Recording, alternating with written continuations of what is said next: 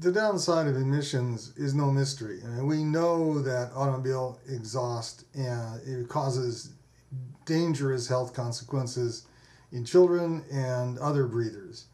There's one latest USC study which indicates that living a third of the mile from a freeway produces more permanent lung damage in children than living a mile away from the freeway. This just validates common sense and previous studies. We know what the problem is. The problem is auto exhaust, and as the medievals used to say, if you will the end, you will the means. So we have to have the refineries, and refinery pollution is deemed necessary for our automobiles to run. So it's the auto exhaust and it's the refinery emissions. And we know these are a terrible, terrible health problem. So what are we going to do about it? At the current time, we're actually doing nothing about it. They're treating the symptom. They're doing things like treating port pollution and barbecues and things like that. The California Air Resources Board and the Air Quality Management Districts are hamstrung. There's a suit spearheaded by General Motors with the entire Automobile Manufacturers Alliance behind it in Fresno District Court, which is challenging California's right to regulate carbon dioxide as a pollutant.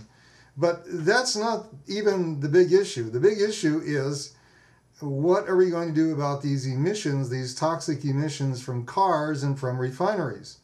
And while the Air Resources Board and General Motors complain, diddle with each other about mileage standards and CAFE standards and what's going to be required and what's not, in the meantime, all these emissions keep pouring into the air, and children's lungs continue to be ruined and permanently damaged.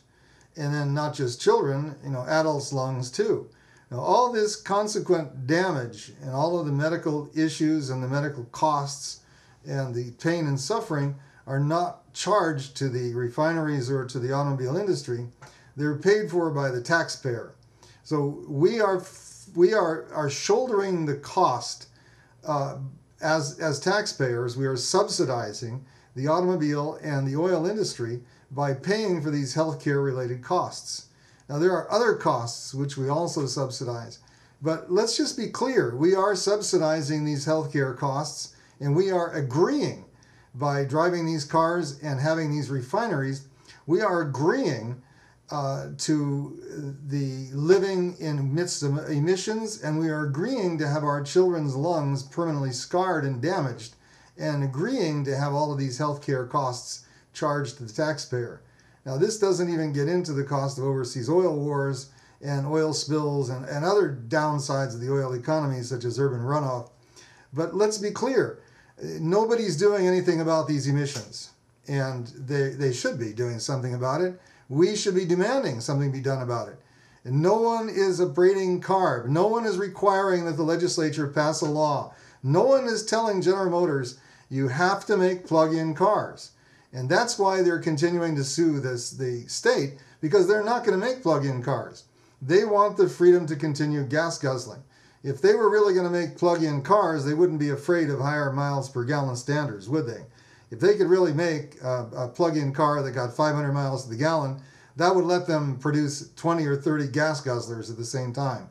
They could easily make 50 miles per gallon on their average fuel economy for their fleet.